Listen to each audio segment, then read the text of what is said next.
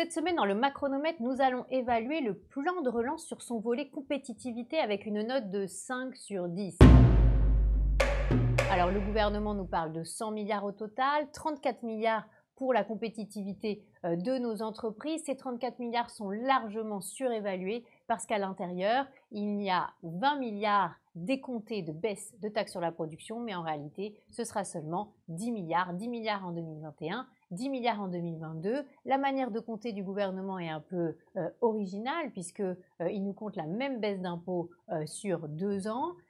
Et on peut se poser la question de est-ce que ces baisses seront véritablement pérennes? Est-ce qu'en 2023, en 2024, il y aura toujours ces baisses de taxes sur la production ou est-ce que ça ne va pas remonter? Alors dans cette baisse de taxes de production, qui était absolument nécessaire mais qui est très clairement sous-calibrée, baisse de CVAE pour un peu plus de 7 milliards, baisse de taxes foncières, baisse aussi de CFE.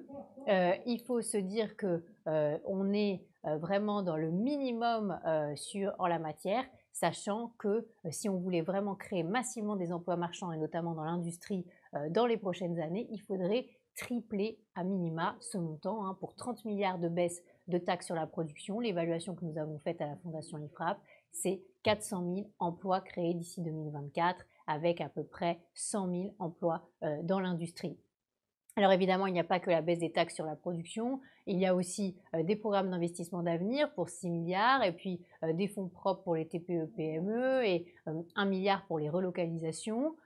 Ces moyens sont mis sur la table, mais on ne sait pas trop exactement combien de temps ils vont mettre pour être véritablement délivrés, notamment dans le cadre des programmes d'investissement d'avenir. On a vu par le passé que ça met très longtemps à véritablement arriver sur le terrain, si on peut dire, et souvent il y a du recyclage d'un programme d'investissement d'avenir à un autre.